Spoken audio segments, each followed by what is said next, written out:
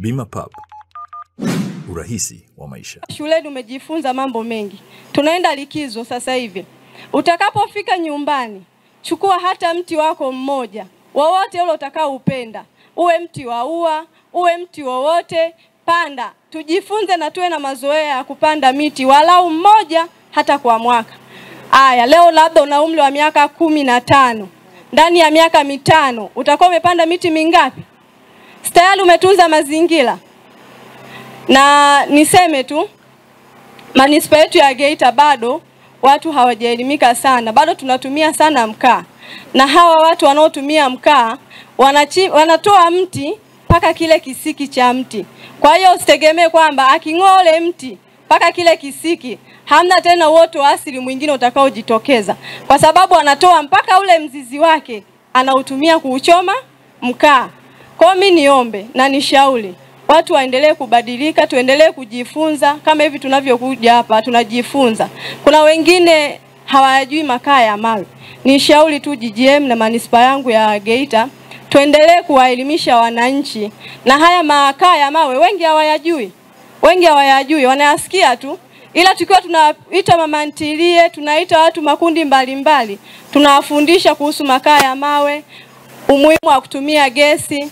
Hata pia inatuondolea ile kwamba tukitumia kundi, ukiwa na macho mekundu unaitwa nani? Mama zetu zamani wametumia sana kuni. Hata mkaa hatakuwa nao. Tukitunza mazingira, mazingira pia yatatutunza. Kwa hiyo kufuatana na kauli mbiu ya mwaka huu ya siku ya kuadhimisha mazingira kwa dunia nzima, kwa maana kwamba tujitahidi kuweza kuboresha mazingira yanayotuzunguka, hususan kujaribu kuangalia namna gani tunaweza tukahakikisha plastiki inatunzwa au uchafu wake unawekwa katika mazingira ambayo hayawezi kuathiri mazingira yetu. Tumeweza kushiriki pamoja na manispaa yetu ya mji wa Geita pamoja na wanafunzi na shule za sekondari na walimu kwa ujumla kwa siku ya leo. Hii ikiwa ni moja ya kuadhimisha siku za mazingira duniani. Zoezi hili la kuadhimisha siku ya mazingira duniani hatujalianza leo. Tumeanza toka tarehe 2 ya mwezi huu, ambako tulikuwa katika mitaa ya Nyakabale, ambako ni karibu na maeneo ya Mgodi, ambako tulikuwa na shule za sekondari na shule za msingi takriban kama 6 ambapo tuliweza kushiriki nao. Na jana tumeweza kushiriki katika soko la Nyankumbu hapa wilaya yetu ya manispaa ya mji wa Geita katika kuadhimisha siku hii ya mazingira duniani, ikiwa katika kushiriki kutoa uchafu katika maeneo mbalimbali na kudonate vifaa mbalimbali, ikiwa ni pamoja na matoroli, mafagio, reki na gloves kwa ajili ya kuhakikisha kwamba tunaishi katika tabia hii ya kuweza kuhakikisha mazingira yetu ni salama, kwa maana kwamba yanaweza kututunza na tukaendelea kuishi vizuri. Kwa sababu kuna wananchi wengine wanakuta anatumia plastiki lakini anakuambia hii sio yenyewe, hii inaruhusiwa. Kwa hiyo tunachokifanya ni kumwambia kwamba hii hapa haitumiki. Bahati nzuri serikali ilishatoa mrango mwingine wa kupata vifungashio mbadala, vifungashio ambavyo ni rafiki kwa mazingira. Kwa hiyo tunachokifanya ni kuwaelezea vifaa wanavyotakiwa kuvitumia, vifungashio ambavyo wanatakiwa kuvitumia, na kuwaambia vile vifaa ambavyo havitakiwi kutumika waweze kuviacha. Lakini pia kwa sasa hivi serikali imesimamia swala la matumizi ya nishati safi.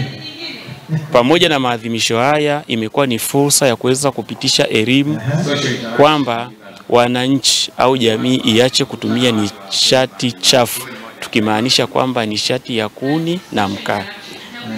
Ofisi ya Waziri Mkuu ilishatoa mwongozo, taasisi yoyote ambayo inalisha watu zaidi ya 100 kwa siku iachane na matumizi ya kuni na mkaa.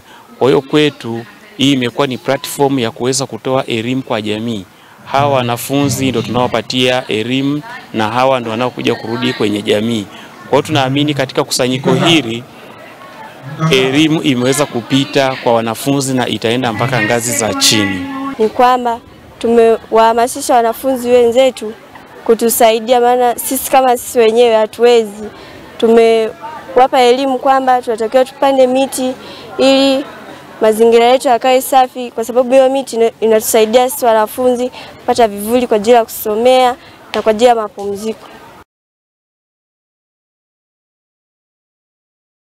Habari wateja wetu wazuri wa tablet zetu Tanzania. Tumerestore tablet yetu pendwa ya KD55 yenye kioo, display inchi 8, uwezo wake ni GB 256 na RAM 8. Inatumia line 2, macho matatu pamoja na cover lake ambalo ni gumu ambalo linasaidia ili siweze kuvunjika kwa rahisi. Sasa mtoto anaweza kutumia kama simu au kuwasiliana na wewe mzazi, lakini pia inakujia na game kibao, katuni na program za kutosha kwa ajili ya yeye kuweza kujifunza. Lakini pia ina zawadi kemkem kama saa, ufutio, penseli na nyinginezo nyingi. Wahi ofa yako ambayo utaipata kwa shilingi 180,000 tu. Kwa mawasiliano tupigie nambari zetu ambazo ni 0759591123. Tunapatikana Kariakoo jijini Dar es Salaam na pia tunafanya delivery katika mikoa yote. Usijisifu wewe mzazi kuchezea vifuu, mfanye mtoto wako afurahie utoto wake.